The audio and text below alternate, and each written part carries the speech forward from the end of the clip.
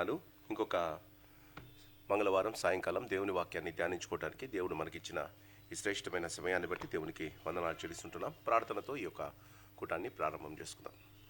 మహాగణుడా, మహోన్నతుడా, జీవం కలిగిన నిత్యుడమైన పరలోకపు తండ్రి, మరి యొక్క సాయంకాలం నీ వాక్యమును ధ్యానించుకోవడానికి మీరు మాకు ఇచ్చిన ఈ యొక్క శ్రేష్టమైన సమయాన్ని బట్టి నేను స్తుతిస్తున్నాం.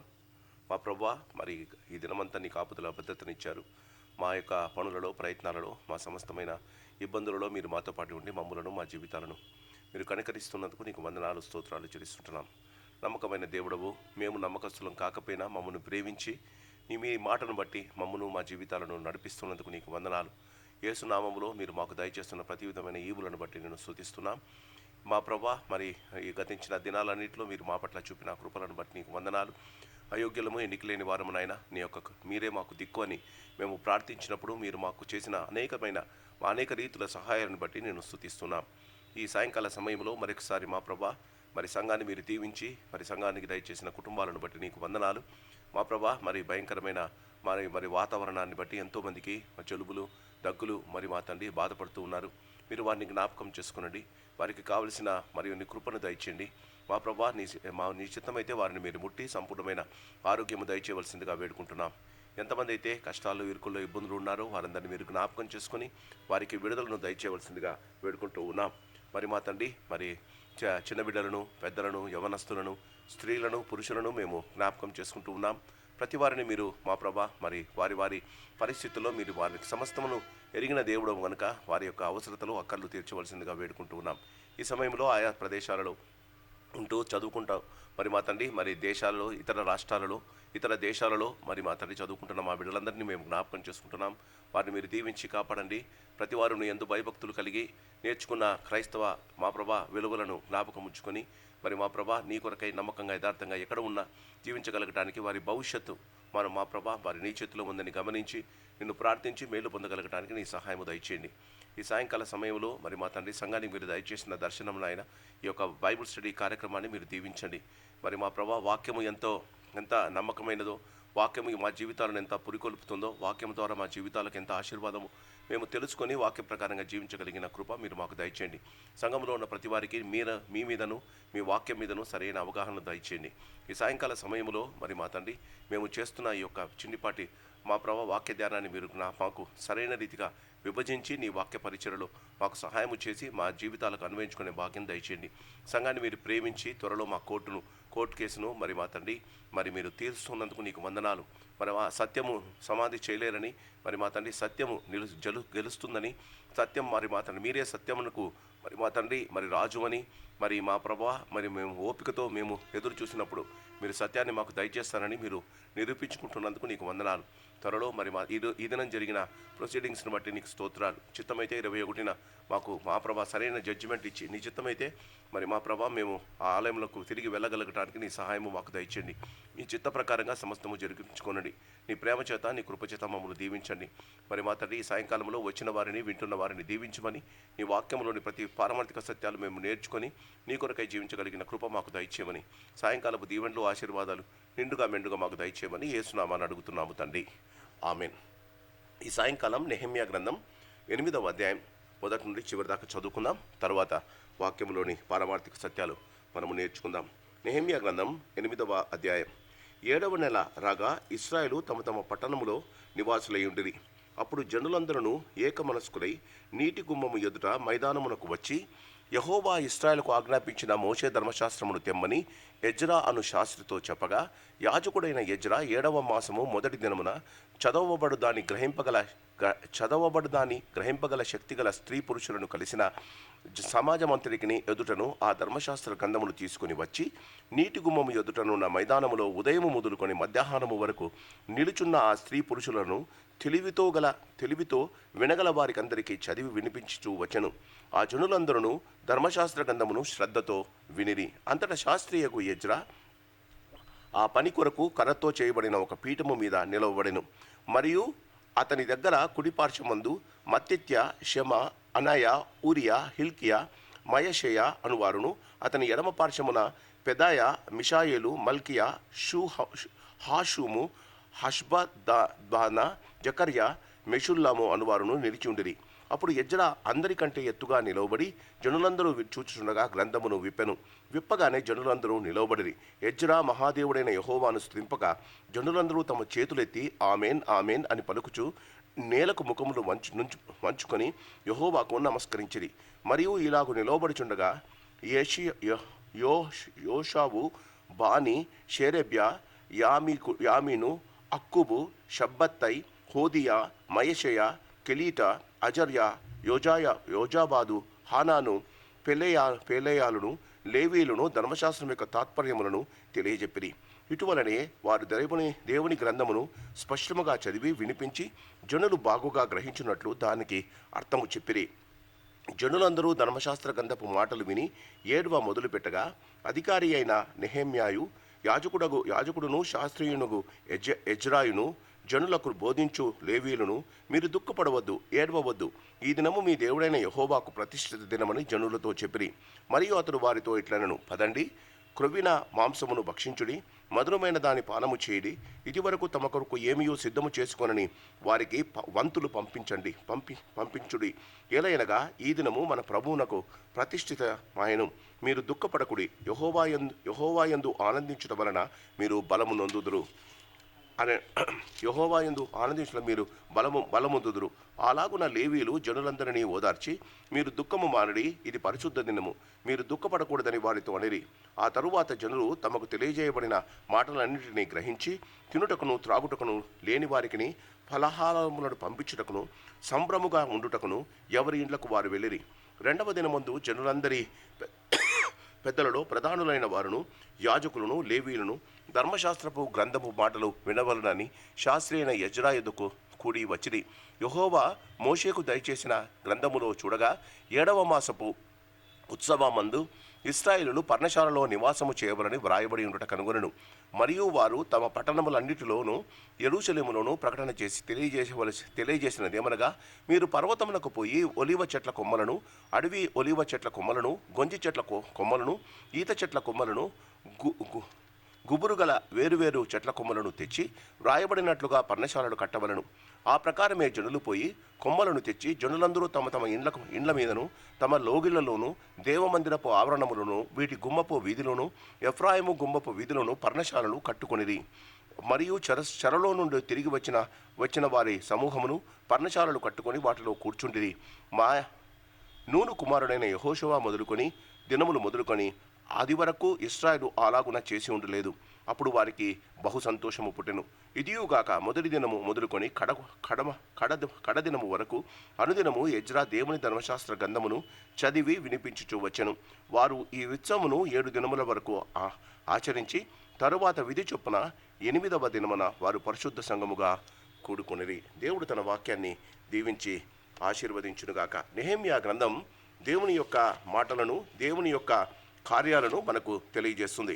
నెహెమ్యా తన జీవితంలో దేవుని కార్యాలను జరిగించడానికి ఇష్టపడ్డాడు. ఇప్పటిదాకా మనం 7 అధ్యాయాలను ధ్యానించాం. ఎక్కడో దేవుని చేత ఆశీర్వదింపబడి ఇతర దేశములో ఉన్న నెహెమ్యా అనే అతను ఇశ్రాయేలు వాడైన వాడు దేవుని మందిరం యొక్క ఆ యొక్క చుట్టూ ఉన్న ప్రాకారము పడిపోయిందని తెలుసుకొని దేవుని యొక్క కార్యాలను జరిగించటంలో ఆయన ఆలస్యము చేయకుండా రాజు చేత పర్మిషన్ తీసుకొని యెరూషలేం దేవాలయానికి వచ్చి పడిపోయిన గుమ్మాన్ని కట్టినట్టు మనం గమనిస్తాం. ఈ 6 అధ్యాయాలలో గోడలను పెట్టినప్పుడు, ఈ 6 అధ్యాయాలలో ఆయన ప్రారంభించినప్పుడు, ఈ 6 అధ్యాయాలలో ఒక మాట ఉంది. 2వ అధ్యాయంలో నెహెమ్యా గ్రంథం 2వ అధ్యాయంలో ఉంది. నెహెమ్యా అనేవాడు పడిపోయిన యెరూషలేము దేవాలయపు గోడలను కట్టడానికి వచ్చినప్పుడు వారిని చూసి వారు గోడలను తిరిగి కట్టడానికి దేవుని చేత ప్రోత్సహింపబడి వచ్చిన ఒక మనిషిని ఉన్నాడని తెలుసుకొని సన్బల్లట్టును టోబియాను వారు బాధపడ్డారు అని వాక్యములో ఉంది. దేవుని కార్యాలను చేసేటప్పుడు క్రీస్తునందు ప్రియమైన వాళ్ళరా, దేవుని కార్యములు చేసినప్పుడు మన జీవితంలో మనం గమనించాలి. ఎప్పుడైతే ఒక్కసారి 2వ అధ్యాయం నెహెమ్యా గ్రంథం 2వ అధ్యాయం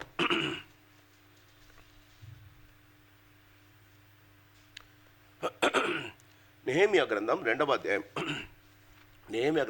అధ్యాయము 19వ వచనం. అయితే హోరోనీయుడైన సన్బల్లట్టును అమ్మోనుడే దాసులకు టోబియా అనువారును అరబియగుడు గెషేమును ఆ మాట వినినప్పుడు మమ్మను హేళన చేసి మా పని తృణీకరించి మీరు చేయు పని ఏమిటి, రాజు మీద తిరుగుబాటు చేయుదురా అని చెప్పిరి.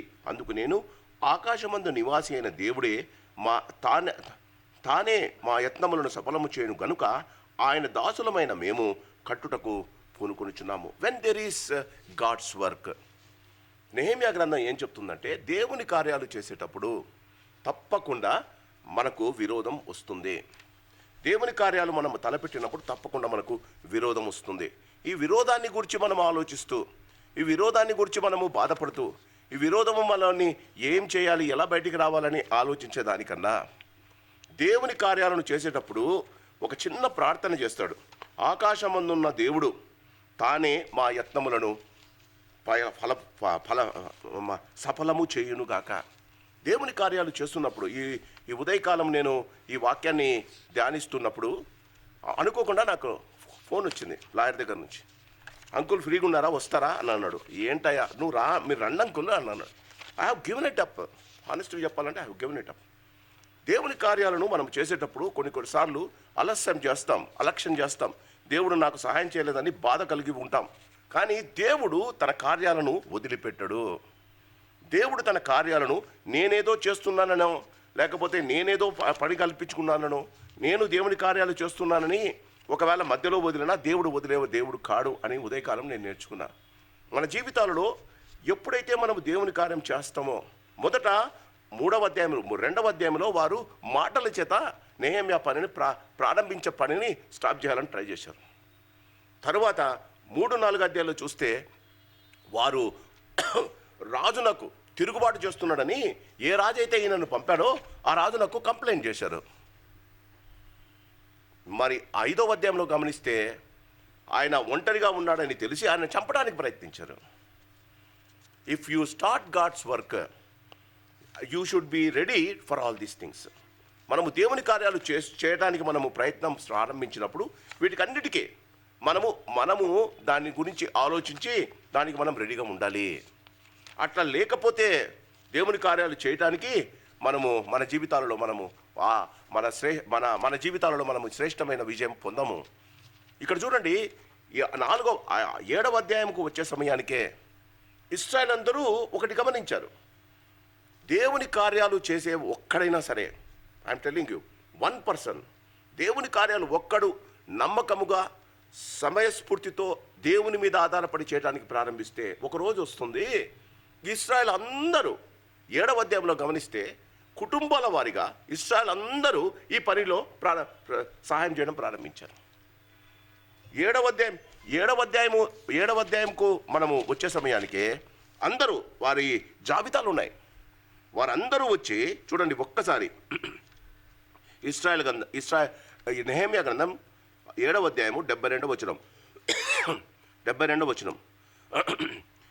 మిగిలిన వారును 240 తులముల బంగారమును 240 లక్షల తులముల వెండిని 67 యాజక వస్త్రములను ఇచ్చిరి. అప్పుడు యాజకులు, లేవీయులు, ద్వారపాలకులు, గాయకులు, జనులలో కొందరు, నెతనీయులు, ఇశ్రాయేలందరూ తమ పట్టణముల మందు నివాసము చేసిరి.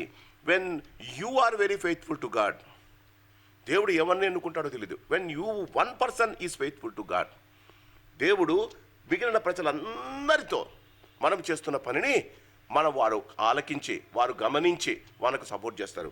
అసలు దేవాలయము పడిపోయింది. అక్కడ దేవునికి జరగవలసిన ఆ యొక్క శ్రేష్టమైన దేవుని కార్యాలు స్టాప్ అయిపోయాయి. అక్కడ బలియాగాలు నిలిచిపోయాయి. అది శత్రువుల ఉన్న ఇశ్రాయేలు అందరినీ వారు చేసిన పాపాన్ని బట్టి వారు అన్య రాజులు వచ్చి వారిని తీసుకొని వెళ్ళారు. అలాంటి పరిస్థితుల్లో ఎప్పుడైతే ఒక్క మనిషి దేవుని మీద ఆధారపడి చేసినప్పుడు దేవుని సేవకులు, దేవుని యొక్క సేవకులు అంటే దేవుని యొక్క పనిలో, దేవుని యొక్క మందిరంలో పనిచేసే వాళ్ళు, లేవీయులు, గాయకులు, ద్వారపాలకులు, ఇశ్రాయేలీయులు అందరూ ఒక చోట చేరారు. జీవితంలో మనం ఎప్పుడైతే అది చేస్తామో, 7వ అధ్యాయంలో సంస్కరణ చేశాడు. వారిని అందరిని పిలిచి వారు ఏమేమి చేయాలో ఆయన చేశాడు. ఇప్పుడు 8వ అధ్యాయానికి వచ్చే సమయానికి వారికి ఒకటి గుర్తొచ్చింది. దేవుని మందిరం బాగైంది. జాగ్రత్తగా వినాలి వాక్యం. దేవుని మందిరం బాగైన తర్వాత దేవుని మందిరంలో ఏం జరగాలి? 8వ అధ్యాయం. దేవుని మందిరం బాగైంది, దేవుని మందిరం తిరిగి కట్టబడింది, దేవుని మందిరంలో ఏమి జరగాలి? 8వ అధ్యాయము. ఈ అధ్యాయము దేవుని ప్రజలు దేవుని వాక్యమును విని గ్రహించి అన్వయించుకోవడం గురించి తెలుస్తుంది. ఇశ్రాయేలీయులు దేవుని వాక్యము పట్ల ప్రత్యేకమైన శ్రద్ధ వహించేవాళ్ళు. ఇక్కడ చూడండి, 8వ అధ్యాయం చదువుతున్నా. 7వ నెల రాగా, అంటే కట్టిన బాగు చేసిన తర్వాత 7th మంత్ వచ్చింది. 7వ నెల రాగా ఇశ్రాయేలు తమ తమ పట్టణములో నివాసులై ఉండిరి. అప్పుడు జనులందరూ ఏక మనస్కులై నీటి గుమ్మము ఎదుటనున్న మైదానమునకు వచ్చి యెహోవా ఇశ్రాయేలుకు ఆజ్ఞాపించిన మోషే ధర్మశాస్త్రమును తెమ్మని ఎజ్రాను శాస్త్రితో చెప్పగా. జాగ్రత్తగా వినండి. ఇక్కడ నెహెమ్యా అడగలే, ఇశ్రాయేలు జనులు అడుగుతున్నారు. నెహెమ్యాకు కావాల్సింది ఇదే. జనులు అడుగుతున్నారు, దేవుని ధర్మశాస్త్రమును తీసుకురండి అయ్యా, దేవుని వాక్యాన్ని. జీవితంలో క్రీస్తునందు ప్రేమైన వాళ్ళరా, ఎవడు దేవుని వాక్యము పట్ల ప్రత్యేకమైన ఇంట్రెస్ట్ చూపిస్తారో, ఇశ్రాయేలీయులకు ఈనాటికి కూడా వారికి దేవుని వాక్యమన్నా, దేవుని వాక్యమన్నా చాలా భయం. ఆ దేవుని వాక్యాన్ని వారు చాలా జాగ్రత్తగా చదువుకుంటారట. క్రీస్తునందు ప్రియమైన వాళ్ళరా, దేవుని వాక్యం ఆయన బిడ్డలకు సంతోషాన్ని, ఆనందాన్ని కలిగిస్తుంది. వెన్ యూ రీడ్ బైబుల్, అదే అంటుంది. పోయిన ఆదివారం మనం చూసినాం, ఆయన వాక్యము తేనె కన్నా జుంటి తేనెదారులకైనా మధురమంట.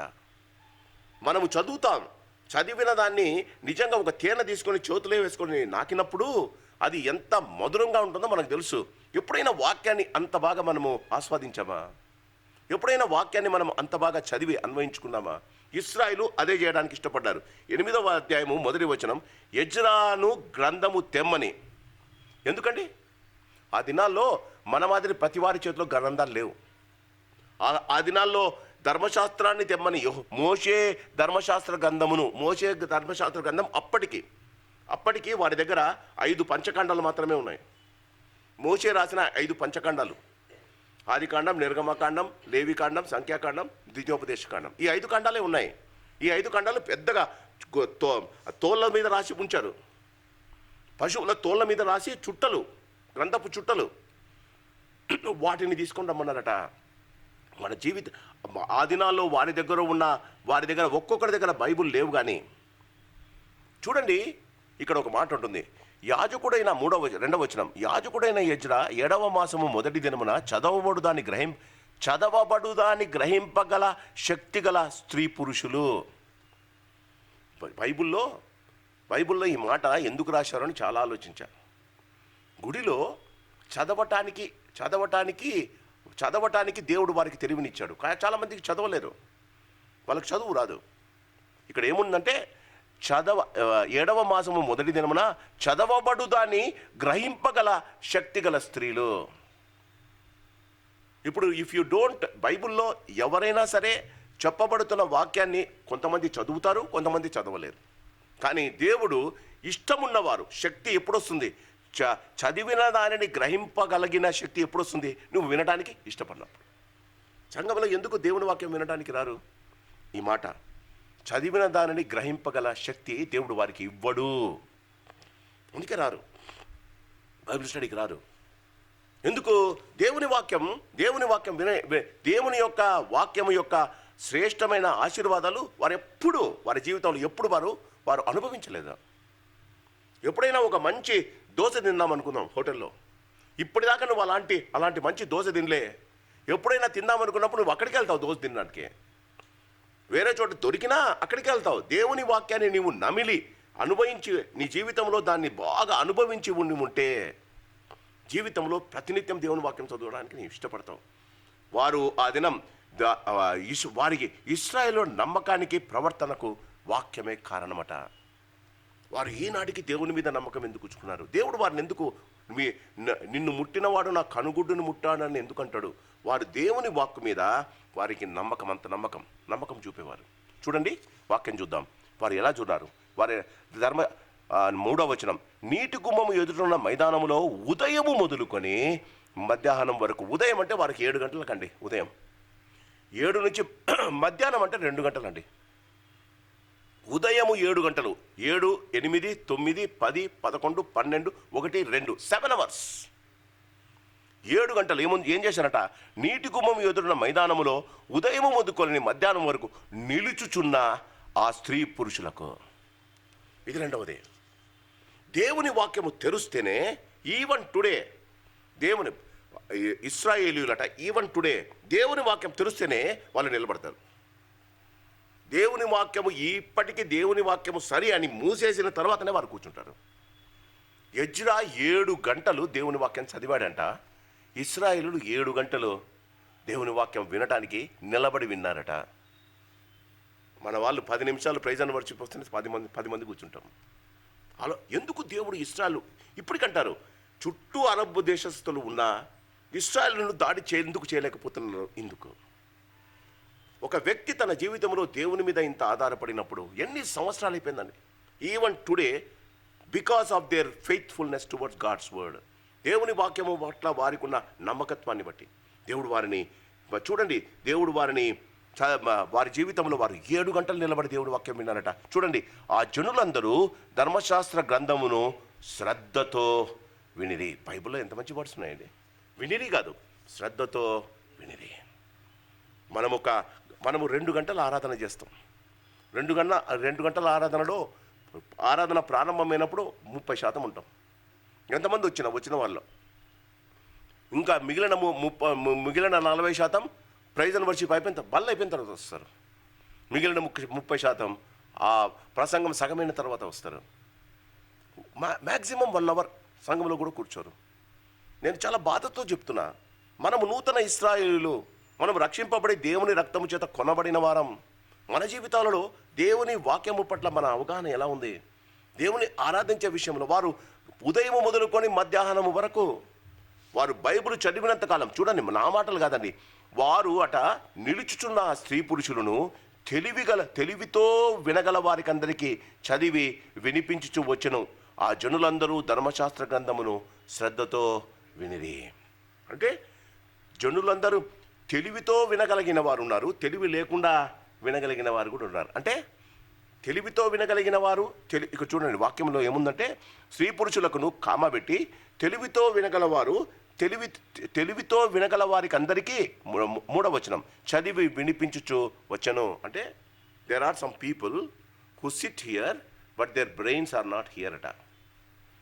ఇంగ్లీష్ బైబిల్లో చూసా, there are some people in the church who sit in the church but their mind will not be here. చాలామంది అది వినగలిగిన వారు, దేవుని వాక్యాన్ని విని గ్రహింపగలిగిన శక్తి ఉన్నవారు, కానీ వారి తెలివి అక్కడ లేదట. క్రీస్తునందు ప్రేమైన వాళ్ళ చూడండి, ఆ జనులందరూ ధర్మశాస్త్రమును శ్రద్ధతో అంతటి శాస్త్రీయకు ఎజ్రా ఆ పని కొరకు కర్రతో చేయబడిన ఒక పీఠము మీద నిలవబడేను, అందరికి కనిపించాలని. అంటే పోడియం అన్నమాట. పోడియం మీద నిలబడ్డాడు. మరియు అతని దగ్గర కొంతమంది నిలబడ్డారు. ఎందుకండి? ఇశ్రాయేలులో కూడా చనిపోయిన వాళ్ళు ఉన్నారు. టోబియా అక్కడ ఉన్నారు కదా కొంతమంది, ఆయన మీద తిరగబడిన వారు. నెహెమ్యా వచ్చినప్పుడు యెరూషలేము దేవాలయమునే కట్టడానికి వారికి ఇష్టపడలే. Why people are not interested in building the temple? దేవుని పడిపోతున్న శిథిలమైపోతున్న సంఘాలను మనుషులు ఎందుకు దానిని తిరిగి పునరుద్ధరించడానికి ఇష్టపడరు? Only one reason. దేవుని కార్యాలు అక్కడ జరిగించడం వారి చేత వారిని ప్రోత్సహించిన సాతానుకు ఇష్టం లేదండి. క్రీస్తునందు ప్రేమైన వాళ్ళని గమనించాలి. 3వ వచనం చదివి శ్రద్ధతో విండట. చూడండి, ఆయన వీళ్ళందరూ 4వ వచనంలో ఎవరెవరు నిలబడ్డారో చెప్తారు. 5వ వచనం, అప్పుడు ఎజ్రా అందరికంటే ఎత్తుగా నిలబడి జనులందరూ చూచుచుండగా గ్రంథమును విప్పగానే జనులందరూ నిలవబడిరి. క్రీస్తునందు ప్రేమైన వాళ్ళరా, మొట్టమొదట మనము చేయవలసింది, ఎజ్రా మహాదేవుడైన యెహోవాను స్తుతింపగా జనులందరూ తమ చేతులెత్తి ఆమేన్ ఆమేన్ అని పలుకుచు నేలకు ముఖములు వంచుకొని యెహోవాకు నమస్కారము చేసిరి. క్రీస్తునందు ప్రేమైన వాళ్ళరా, వెన్ యు ఆర్ ఇంట్రెస్టెడ్, బాగా గమనించండి, తెలివి గలవారు, తెలివితో వినగలిగిన వారు, దేవుని వాక్యము పట్ల ప్రత్యేకమైన శ్రద్ధ కలిగిన వారు దేవుని స్తుతించడానికి అర్హులు. ఇది మనం గమనించాలి. ఎప్పుడైతే దేవుణ్ణి మనం సరైన రీతిగా స్తుతించడానికి ఇష్టపడతామో అప్పుడు దేవుడు తన కార్యాలు చేయడానికి ఇష్టపడతాడు. చూడండి 7వ వచనం, జనులు ఇలాగూ నిలుచుచుండగా వాళ్ళు అక్కడ ఆయనతో పాటు నిలబడిన కొంతమంది, ఆయన చదువుతున్నాడు, ఆయన హీబ్రూ భాషలో ఉంది, దాన్ని చదువుతున్నాడు. ఆ పక్కనున్న వారు దాన్ని తర్జుమా చేసి వాళ్ళకి చెప్తున్నారట. క్రీస్తునందు ప్రియమైన వాళ్ళ 8వ వచనం, ఇటువలనే వారు దేవుని గ్రంథమును స్పష్టముగా చదివి వినిపించి జనులు బాగుగా గ్రహించినట్లు వారి దానికి అర్థము చెప్పిరే. దేవుని వాక్యం వినటానికి నువ్వు మొదట నిర్ణయించుకోవాలి. రెండవది కాన్సన్ట్రేట్ చేసి వినాలి. వింటే ఏమవుతుంది చూడండి 9వ వచనం, జనులందరూ ధర్మశాస్త్రపు గ్రంథములు విని ఏడువ మొదలుపెట్టగా. క్రీస్తునందు ప్రియమైన వాళ్ళరా, ఎందుకు ఏడ్చారు? దేవుని వాక్యము నిజమైన పశ్చాత్తాపమును కలిగిస్తుంది. నీ జీవితంలో దేవుని వాక్యాన్ని అంటే దేవుని మాటలను వినేటప్పుడు దాన్ని మనం ఎలా భంగపరిచాము, దేవుని మాటలను ఎలా పక్కన పెట్టాము, దేవుడు చెప్పిన మాటలను మనం ఎందుకు ఇలా భంగపరిచాము, లేకపోతే దాన్ని ఎందుకు నెరవేర్చలేదు అని నిన్ను పరీక్షించుకున్నప్పుడు నీలో పశ్చాత్తాపం కలుగుతుంది. అనుకుందాం, నిన్ను చాలా ప్రేమించేవారు నీకేదో ఒక పాట నీకు ఒక మాట చెప్పారు, దాన్ని నువ్వు పట్టించుకోలే, వాళ్ళు వెళ్ళిపోయారు, లోకమదిలి వెళ్ళిపోయారు. ఆ వెళ్ళిపోయినప్పుడు ఒకసారి నువ్వు వారిని గురించి ఆలోచించేటప్పుడు ఎవరైతే నీతో మాట్లాడారో ఒక మంచి మాట చెప్పారు, చేయమని, ఏదో ఒక పని చేయమన్నారు. ఒకవేళ నువ్వు ఆ పని చేయకపోతే ఏమవుతుందమ్మా? ఫస్ట్ ఏమవుతుంది? బాధ కలుగుతుంది. అరే ఇంతగా అడిగారు, నేను చేయలేకపోయానే. దేవుని వాక్యము దేవుడు మనం కోరినట్లు ఎలా బతకడం లేదో మనకు తెలియజేస్తుంది. దేవుని యొక్క ఆశీర్వాదం నాకు ఎందుకు దొరకలేదో నాకు తెలియజేస్తుంది. వారందరూ ఏడ్చారట. దేవుని వాక్యాన్ని అర్థం చేసుకున్నప్పుడు వారు ఏడ్చారట. చూడండి, కానీ అక్కడ ఏమంటారంటే, మీరు దుఃఖపడవద్దు. 9వ వచనం, మీరు దుఃఖపడవద్దు, ఏడవవద్దు, ఈ దినము మీ దేవుడైన యెహోవాకు ప్రతిష్ఠిత దినమని జనులతో చెప్పిరే. ఎందుకంటే వారు అప్పుడే దేవాలయాన్ని తిరిగి కట్టారు, దానిని ప్రతిష్ఠించారు. అక్కడ ఆరాధన ప్రారంభమైంది, అక్కడ గాయకులు సిద్ధపడ్డారు, అక్కడ యాజకులు వచ్చారు, అక్కడ ద్వారపాలకులు వచ్చారు, ప్రజలు వచ్చారు. దేవుని యొక్క ఆలయములో మనం ఆనందించాలి కానీ ఏడవకూడదు. Yes, repentance always gets you tears, but he will turn your tears into joy. అందుకే ఆయన అంటాడు కదా, మన కన్నీటిని ఆనంద బాష్పాలుగా మారుస్తాడు ఆయన. మన జీవితాల్లో గమనించి ఏ కష్టమున్నా, ఏ నష్టమున్నా దేవుని వాక్యాన్ని మనము సరైన రీతిగా గమనిస్తే he will turn hour tears into Joy. క్రీస్తునందు ప్రియమైన వాళ్ళంట ఏమంటారు? ఇది ప్రతిష్ఠిత దినము. మరియు అతడు ఏమంటాడు చూడండి, 10వ వచనం, మరియు అతడు వారితో ఇట్లనను, పదండి, కొవ్విన మాంసము భక్షించుడి, మధురమైన దానిని పానము చేయడి, ఇది వరకు తమ కొరకు ఏమీ సిద్ధము చేసుకొనని వారికి వంతులు పంపించుడి. ఏలైనగా ఈ దినము మన ప్రభువునకు ప్రతిష్ఠితమాయను. మీరు దుఃఖపడకుడి, యెహోవా యందు ఆనందించుట వలన మీరు బలము పొందుదురు. ఇదమ్మా, what do you get out of దేవుని యొక్క వాక్యాన్ని మనం వినడం వల్ల ఏం జరుగుతుంది? దేవుని వాక్యము వినడం వల్ల నీలో మార్పు కలుగుతుంది. దేవుని యొక్క వాక్యాన్ని వినడం వల్ల నీ జీవితంలో దుఃఖము కలుగుతుంది, పశ్చాత్తాపము కలుగుతుంది. ఈ పశ్చాత్తాపము నీకు ఆనందం. అదే యెహోవా యందు ఆనందించుట వలన ఈ పశ్చాత్తాపం అదే మన ఏడ్పును, మన అంగలార్పును నాట్యంగా మారుస్తాడు దేవుడు. జీవితంలో క్రీస్తునందు అది ఎలాంటిదైనా ఈ వాక్యం అంటుంది, 10వ వచనం, యెహోవా యందు ఆనందించుట వలన మీరు బలము పొందుదురు. అలాగున లేవీలు జనులందరినీ ఓదార్చి మీరు దుఃఖము మానడి, ఇది పరిశుద్ధదేమో, మీరు దుఃఖపడకూడదని వారితో అనేది. ఇక్కడ చూడండి, ఎప్పుడైతే దేవుని వాక్యము వింటామో ఒక్క మాట, దేవుని వాక్యం ఏం చెప్తుంది మనకు? ప్రభువును ఒకడు వచ్చి అడిగాడు, ప్రభువును ఒక యవ్వనస్తుడు వచ్చి అడిగాడు, అయ్యా ధర్మశాస్త్రాలు అన్నీ గొప్పదేంది అని అడిగాడు. అని ప్రభువు చెప్పిన తర్వాత వాడు ఆయనను అడిగాడు, ఇవన్నీ నాకు తెలిసాయా చిన్నప్పటి నుంచి, ధర్మశాస్త్రాన్ని గురించి 2 మాటలు చెప్పాయా అని అన్నాడు. అప్పుడు యేసు ప్రభు అంత ఏమన్నాడు? మొదటిది నీ దేవుడైన యెహోవా దేవుని ప్రేమించాలి, రెండవది నిన్ను వలే. అది ఇక్కడ ఇప్పుడు దేవుని ప్రేమించారు, దేవుని వాక్యం వినడానికి ఇష్టపడ్డారు. వారి పక్కన చాలామంది అప్పుడే బానిసలుగా రిటర్న్ వచ్చారు. వారికి ఇల్లు లేవు, వారికి స్థలాలు లేవు, వారికి తిండి లేదు.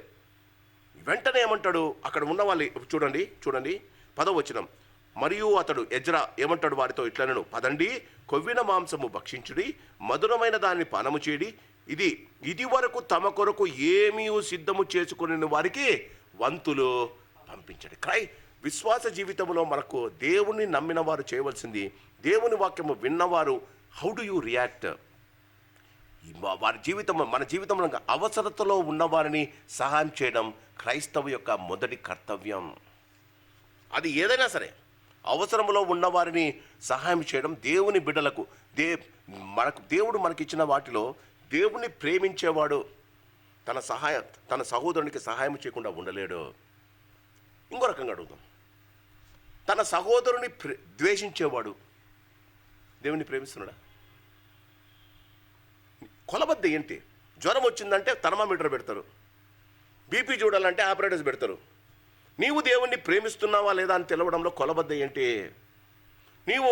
నీవు నీతో పాటి సేవ చేస్తున్నా, నీతో పాటి వాడు ఎంత చెడ్డోడైనా సరే, తప్పిపోయిన కుమారుడు పందులతో తన ఉన్నదంతా వేశ్యలతో తినేశాడట అన్నంటాడు. వేశ్యలతో తినేశాడు. అన్నీ పోగొట్టుకొని పందుల కంపుతో ఇంటికి వస్తే నాన్న పరిగెత్తుకొని వెళ్ళి వాడిని కౌగలించుకున్నాడట. దేవుడు అంటాడు, నీ దేవుడు నిన్ను అలా ప్రేమించినప్పుడు, ఒక సహోదరుని మీద నీవు నేరము మోపినప్పుడు, నీవు సహోదరుని మీద ప్రేమ అవసరతలో వదిలిపెట్టండి, ఒక సహోదరుని మీద నీవు నింద వేసినప్పుడు దేవుడు ఏమంటాడు, పగ తీర్చుకుంటే నా పని. ఒకని మీద నింద వేస్తున్నావు అంటే నువ్వు దేవుణ్ణి ప్రేమించడం లేదని గమనించాలి. ఒకనికి నువ్వు సహాయం చేయడానికి నీ హృదయం రావడం లేదు, నీ దగ్గర లేకపోతే ఒకటే, నీ దగ్గర ఏమీ లేకపోయినా క్రైస్తవునుకున్న ఒకే ఒక అతి శ్రేష్టమైన ఆశీర్వాదము, గొప్ప స్వాస్థ్యము, గొప్ప నిధి అంటే ప్రార్థన. మనం ఏమీ చేయలేకపోయినా, you don't have anything in the home to help. జీవితంలో ఏది లేకపోయినా మన జీవితంలో ఒకటి చేయొచ్చు. ఏమనొచ్చు, అమ్మా మా దేవుడు ఉన్నాడమ్మా, ఆయనకు ప్రార్థన చేస్తానమ్మా. మన జీవితంలో ప్రార్థన మర్చిపోయిన సహోదరులకు ప్రార్థన చేసి వారి జీవితాలు బాగు చేయగలిగితే, క్రైస్తవ యొక్క సిద్ధాంతం ఇదే, అవసరతలో ఉన్నవారిని ఆదుకోవడం. ఇశ్రాయేలులు చేసిన పని అదండి. అందరికీ వంతులు పంపించారట. బాగా చూడండి, వాక్యం అంటుంది 12వ వచనం, ఆ తరువాత జనులు తమకు తెలియజేయబడిన మాటలను గ్రహించి, మొదటిది అదండి, తినడానికి తాగడానికి కాదు మనం గుడికి వచ్చేది, భోజనాలు చేసుకునేదానికి కాదు, పాటలను చేసుకోవడానికి కాదు, చర్చ్ అయితేనే బిర్యానీలు తినేదానికి కాదు. 12వ వచనం, ఆ తర్వాత జనులు తమకు 12వ వచనం, తమకు తెలియజేయబడిన మాటలన్నిటినీ గ్రహించి ఉంది, తరువాత తినుటకు తాగుటకు లేచారండి. జీవితంలో దేవుని వాక్యము గ్రహించిన తర్వాత ఏది తిన్నా నీకు రోగం రాదు. ఎంత ఆనందించినా దేవుడు ఆనందిస్తాడు. మన దేవుడు మనం ఆనందంగా ఉండాలని కోరుకుంటాడు. అదే ఫిలిప్పీ 4:4 అంటాడు, ప్రభువునందు ఎల్లప్పుడూ ఆనందించుడి, మరలా చెప్పుదును ఆనందించుడి. జీవితంలో ఈ దినాలలో క్రైస్తవుల్లో ముఖంలో ఆనందమే లేదండి. క్రైస్తవుల ముఖాలలో సంతోషమే లేదండి. ఎందుకు లేదు? నెంబర్ 1, వారు దేవుని యొక్క ఆలయము శిథిలమైపోతున్న ఆలయాన్ని గురించిన శ్రద్ధ వారికి లేదు. నెంబర్ 1. నెంబర్ 2, ఆలయాలు ఉన్నా ఆలయంలో వినబడుతున్న వాక్యాన్ని తెలివి కలిగి శ్రద్ధతో ఆలకరించడం మర్చిపోయారు. 3వది, నిజమైన దేవుని మాటలు విన్న తర్వాత ఆ దినం ఇశ్రాయేలు ఎలా పశ్చాత్తాపడ్డారో ఆ పశ్చాత్తాపడే హృదయం వారికి లేదు. 4వది, దేవుని వాక్యం తినడానికి తాగడానికి గుడికి వస్తారు, కానీ దేవుని మాటలు వినటానికి, దేవుని మాటలు అన్వయించుకోవడానికి వారు రారు. 13వ వచనం, 2వ దినమందు, ఒక్క రోజులో ఇదంతా చేశారండి వాళ్ళు. 2వ దినమందు జనులందరూ పెద్దలలో ప్రధానులైన వారును యాజకులను లేవీలను ధర్మశాస్త్రము మాటలు వినమని శాస్త్రి అయిన యజ్జాయుధకు కూడి వచ్చిరి. ఫస్ట్ డే అయిపోతేనే, సండే అయిపోతేనే మళ్ళీ నెక్స్ట్ సండే దాకా మనం కనపడం. 7 days ఆర్ వీఆర్ ఫ్రీ. వారట 2వ రోజు మళ్ళీ అడుక్కున్నారు. అప్పుడే 6 గంటలు పాపం ఎజ్రా 7 గంటలు నిలబడి వాక్యం చదివాడు. ముందు రోజు 7 hours 7 గంటలు నిలబడ్డారు. ఇశ్రాయేలు 7 గంటలు నిలబడ్డారు. ఇప్పుడు 2వ దినాన ఆయన ప్రారంభిస్తే మరొక 7 గంటలు నిలబడాలి, రెడీగా ఉన్నారు. మన సంఘాలు చూడండి, ఆదివారం గుడికి వస్తాం ఆనవాయితీగా, సోమవారం నుంచి శనివారం దాకా దేవుడెవడో తెలియనట్టు జీవిస్తాం. క్రీస్తునందు ప్రేమిన వాళ్ళరా. 14వ వచనం, యెహోవా మోషేకు దయచేసిన గ్రంథములో చూడగా 7వ మాసపు ఉత్సవ కాలమందు ఇశ్రాయేలులో పర్ణశాలను నివాసము చేయమని వ్రాయబడి ఉండెను. ఇశ్రాయేలుకు మొన్న ఆదివారం చెప్పా, 2 ఒక 2 వీక్స్ తర్వాత ముందు అనుకుంటా 7 ఉన్నాయి. అందులో పర్ణశాలలు ఉన్నాయి. పర్ణశాలలు అంటే వాళ్ళు ఏంటంటే వాళ్ళకు ఇల్లులు కట్టుకున్నారు. ఇల్లులు కట్టుకున్నా వారు సంవత్సరానికి ఒకసారి దేవుని ఆలయం దగ్గరికి వెళ్ళి వారు టెంట్లు వేసుకుంటారు. ఆ టెంట్లు వేసుకొని అక్కడ 3 రోజులు అక్కడ ఉండి దేవుని యొక్క వాక్యాన్ని అందరూ కలిసి కుటుంబాలు అంతా వాళ్ళని ఎవరంతకు వాళ్ళు వేసుకొని, కొంతమందికి ఒకవేళ వాళ్ళు టెంట్లు వేసుకునే యోగ్యత లేకపోతే చెట్ల కొమ్మలను నరుక్కొని వచ్చి ఆ చెట్ల కొమ్మలతో చిన్న కొట్టాలు వేసుకునేవాళ్ళు. వేసుకొని అందులో నివసిస్తారు. ఎందుకు? పర్ణశాలల పండుగ ఎందుకు? ఈ లోకంలో మనం పరదేశులము, యాత్రికులము. పర్ణశాలలు ఎందుకు? ప్రయాణం చేస్తున్న వాళ్ళు రాత్రి అయిపోతే, ఇప్పుడైతే మనకు ఒక రాత్రిలో చేరుతున్నాం. ముందు రోజుల్లో 10 రోజులు ప్రయాణం చేసేవాళ్ళు, ఎద్దుల బండిలో పోయేవాళ్ళు. వారు ఎక్కడో ఒక చోట టెంట్లు వేసుకునేవాళ్ళు, రాత్రి అక్కడ ఉండేవాళ్ళు. అది ఇట్స్ నాట్ పర్మనెంట్. ఆ టెంపరీ షెడ్ వేసుకొని రాత్రి గడిపి తిరిగి ప్రయాణం చేస్తారు. ఎందుకు పర్ణశాలల పండుగ? మనం గమనిస్తే లేవికాండంలో క్లియర్గా ఉంది. చూడడానికి సమయం లేదు. ఏమనంటే మనం ఈ లోకములో పరదేశులం, యాత్రికులం అని మనకు జ్ఞాపకం చేయాలి. ఈ లోకములో ధనము సంపాదించుకొని మనం ఇక్కడే ఉండిపోమని జ్ఞాపకం చేసుకోవాలి. ఈ లోకము మనకు పర్మనెంట్ కాదని, మనం యాత్రికులని క్రీస్తునందు ప్రేమిన వాళ్ళరా వారు ఆ దినం వారు ఆ పర్ణశాల పండుగ గురించి తెలుసుకున్నారు. 15వ వచనం, మరియు వారు తమ పట్టణములన్నింటిలోనూ యెరూషలేములోనూ ప్రకటన చేసి తెలియజేసింది ఏమనగా, మీరు పర్వతమునకు పోయి, జాగ్రత్తగా వినాలి, మీరు పర్వతమునకు పోయి ఒలీవ చెట్ల కొమ్మలను, అడవి ఒలీవ చెట్ల కొమ్మలను, గొంజి చెట్ల కొమ్మలను, ఈత చెట్ల కొమ్మలను, గుబురుగల వేరువేరు చెట్ల కొమ్మలను తెచ్చి వ్రాయబడినట్లుగా పర్ణశాలలు కట్టవలను. ఆ ప్రకారమే జనులు పోయి కొమ్మలను తెచ్చి, జనులందరూ తమ తమ ఇండ్ల మీద, తమ లోగిళ్లలోను, దేవమందిరపు ఆవరణంలోను, నీటి గుమ్మపు వీధిలోను, ఎఫ్రాయిము గుమ్మము వీధిలోను పర్ణశాలలు కట్టుకొనిరి. జాగ్రత్తగా ఈ వాక్యాన్ని గమనించినప్పుడు ఐ వాజ్ ఆస్కింగ్ గాడ్, ఏముంది ఇందులో? ఇశ్రాయేలులో వెరీ రిచ్ కేటగిరీ ఉంది, మిడిల్ క్లాస్ ఫ్యామిలీస్ ఉన్నారు, లోయర్ మిడిల్ క్లాస్ ఫ్యామిలీస్ ఉన్నారు, పూర్ ఉన్నారు, పూరెస్ట్ ఆఫ్ ద పూర్ ఉన్నారు. వారి జీవితంలో ఇల్లు లేని వారు ఉన్నారు, వాళ్ళు రోడ్ల మీద పడుకున్న వారు ఉన్నారు, ఆర్ఫన్స్ ఉన్నారు, తల్లిదండ్రులు లేని వారు ఉన్నారు. ఇక్కడ ఏమంటాడంటే, ఎజ్రా ఏమంటాడంటే, ఈ పర్ణశాల పండగలకు ప్రతి వాడు వాళ్ళ ఇంటి దగ్గర నుంచి వాడే వెళ్ళాలి. నాకు డబ్బులు ఉంది కాబట్టి ఒకరిని పంపించి తీసుకొని వచ్చి, మన సంఘాలలో ఈ పరిస్థితిని మనం గమనించాలి. సంఘాలలో ఏమంటారంటే, వాంతో చేపిద్దామండి, ఈయనతో చేపిద్దామని డబ్బులు పడేస్తే జరుగుతాయండి. దేవుని కార్యాలు నీవు చేయడానికి ఇష్టపడాలి. ఇక్కడ చూడండి, మీరు 15వ వచనంలో మీరు పర్వతమునకు పోయి అంటే వాక్యం ఏమంటుందంటే, 16వ వచనం, ఆ ప్రకారంలో జనులు పోయి.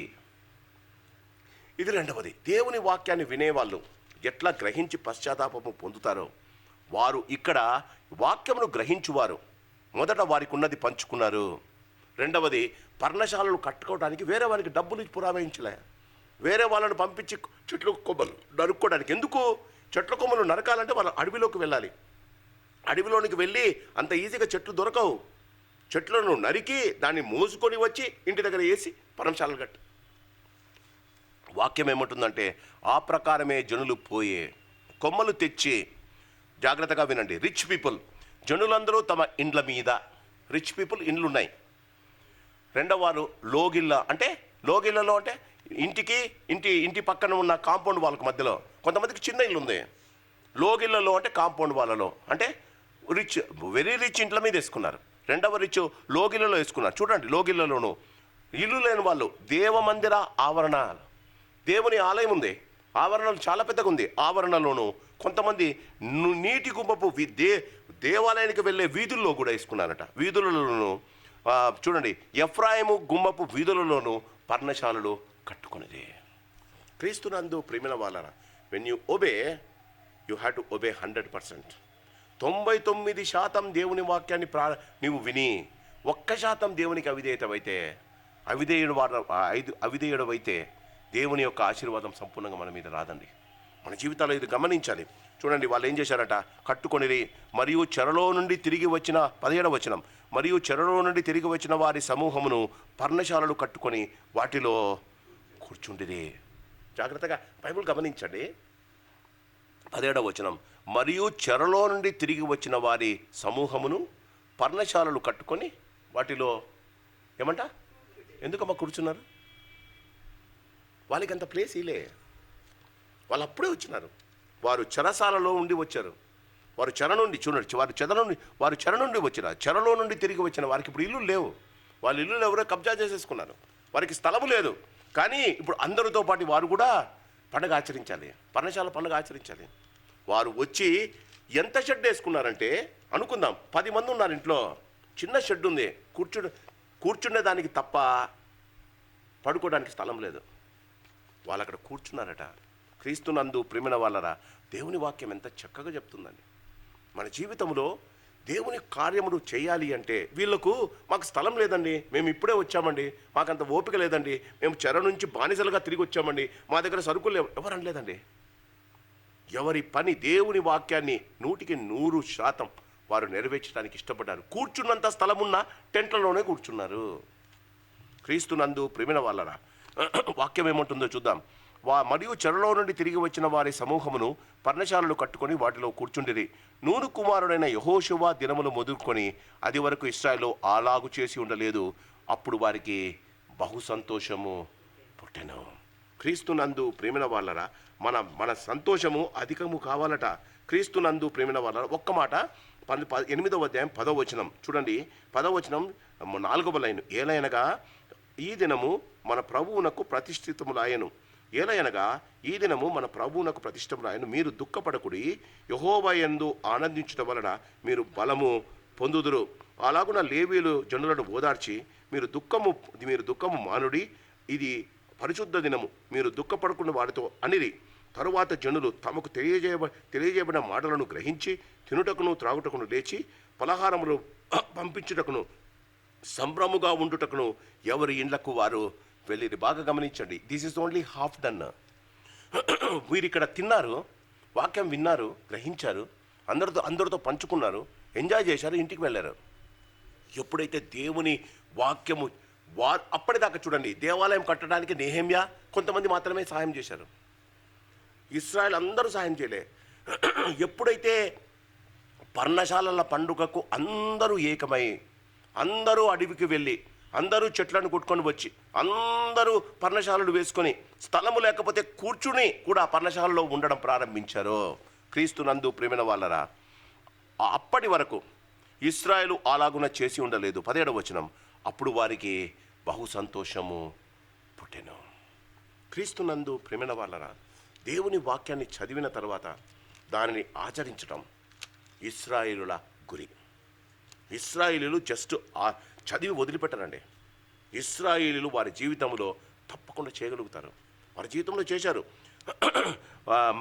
పర్ణశాలల పండుగ 2వ దినవృత్తాంతములో చేశారు, ఎజ్రా 3లో 4లో చేశారు. వారు చాలాసార్లు చేశారు కానీ ఎప్పుడూ ఇంత ఆశీర్వాదకరంగా ఆనందకరంగా వారు చేయలేకపోయారట. క్రీస్తునందు ప్రేమిన వాళ్ళరా, చూడండి 18వ వచనం, ఇదియు కాక మొదటి దినము మొదలుకొని, ఇది 2వ దినం వారు పండుగ చేసుకుందామని అనుకున్నారు. ఇది కాక మొదటి దినము మొదలుకొని కడమ దినము వరకు అనుదినము ఎజ్రా దేవుని ధర్మశాస్త్ర గ్రంథమును చదివి వినిపించుచు వచ్చెను. Once when you started knowing about God's work, దేవుని యొక్క ఆనందము నీ జీవితానికి ఇక్కడ వాక్యం ఏమంటుంది 17వ వచనంలో, బహు సంతోషము పుట్టెను. అప్పటిదాకా వారికి ఉన్న దుఃఖం, అప్పటిదాకా వారికి ఉన్న బాధ, చెరలో నుంచి వచ్చారు. వారు చెరలో నుంచి బానిసలుగా ఉన్నవారు వచ్చారు. వారు ఎప్పుడైతే దేవుని వాక్యం విని గ్రహించి దేవుని యొక్క మాటల ప్రకారంగా జీవించడానికి నిర్ణయించుకున్నారో వారికి బహు సంతోషము పుట్టింది. వాళ్ళు అన్నారు, మాకు ఇంకా 2వ రోజు కూడా వాక్యం విని పర్ణశాలల పండుగ చేసుకున్నారు. 3, 4, 5, 6, 7 వారి జీవితంలో వాక్యం ఏమంటుందంటే చూడండి 17వ వచనం, వారు ఇదియుగాక మొదటి దినము మొదలుకొని కడమ దినము వరకు, అంటే వారములో కడమ దినం శనివారం దాకా వారు దినదినము అనుదినము ఎజ్రా దేవుని ధర్మశాస్త్ర గ్రంథమును చదివి వినిపించుచు వచ్చను. ఈ దినాలలో చదివే వాళ్ళు ఉన్నారు, వినేవాళ్ళు లేరు. వినేవాళ్ళు ఉన్నారు, గ్రహించే వాళ్ళు లేరు. గ్రహించే వాళ్ళు ఉన్నారు, ఆచరించే వాళ్ళు లేరు. క్రీస్తునందు ప్రేమిన వాళ్ళరా, మన జీవితాల్లో గమనిద్దాం. ఇక్కడ ఏమంటారంటే 7 దినములు వరకు ఆచరించిన తరువాత విధి చొప్పున 8వ దినమున వారు పరిశుద్ధ సంఘముగా కూడుకునేది. గుడికి ఎప్పుడు రావాలమ్మా? ఆదివారం గుడికి వచ్చే ముందు ముందున్న 6 రోజులు ఎలా ఎలా ఎలా మనము దేవుని సన్నిధానంలో గడపాలో, దేవుని మాటలు వినాలో నెహెమ్యా గ్రంథం 8వ అధ్యాయం మనకు తెలియజేస్తుంది. ఆదివారం వస్తేనే ఆశీర్వాదాలు వస్తాయని ఆదివారం మాత్రం దేవుని గుడికి వచ్చేవారు చాలామంది ఉన్నారు. నెహెమ్యా గ్రంథం 8వ అధ్యాయంలో దేవుని యొక్క పరిశుద్ధ దినం సంఘముగా కూడి దేవుని యొక్క ఆశీర్వాదాలు పొందాలంటే ఎలా చేయాలో 8వ అధ్యాయం మనకు తెలియజేస్తుంది. క్రీస్తునందు ప్రియమైన వాళ్ళ ఇశ్రాయేలీయులు దేవుని కనుసన్నల్లో జీవించేవారు. ఇశ్రాయేలీయులు దేవుని యొక్క ప్రతి శ్రేష్టమైన ఆశీర్వాదము పొందటానికి అర్హులయ్యారు. ఈ సాయంకాలం వాక్యం వింటున్న మనము నూతన ఇశ్రాయేలు, యేసు ప్రభు రక్తం చేత కడగబడి దేవుని యొక్క పరిశుద్ధ ప్రజగా మనం తీర్చబడ్డాం. మనం కూడా నూతన ఇశ్రాయేలు. ఈ నూతన ఇశ్రాయేలు మన జీవితాల్లో ఈ 8వ అధ్యాయాన్ని మనము అన్వయించుకుంటే, ఒక్కసారి మనం ఈ 8వ అధ్యాయాన్ని మొత్తం ఒకసారి మళ్ళీ రిపీట్ చేసుకుంటే, ప్రజలు ఇష్టపడ్డారు దేవుని వాక్యం వినటానికి. ఇట్ ఈస్ నాట్ ఎజ్రా శాస్త్రి అండి. దేవుని గ్రంథాన్ని చదివి దాని అర్థం చెప్పేవాడు శాస్త్రి అని అంటారు. ఎజ్రా శాస్త్రి. వారంతకు వారుగా దేవుని వాక్యం వినడానికి వారు ఇష్టపడ్డారు. ఇది మొదటిది. You should have the inclination to listen to God's word. దేవుని యొక్క వాక్యం విందామన్న ఆలోచన నీకు కలగాలి. ఎప్పుడు అది కలుగుతుందో దేవుని వాక్యము వినడానికి నీవు సంసిద్ధపడితే గ్రహింపగలిగిన తెలివి దేవుడిస్తాడు.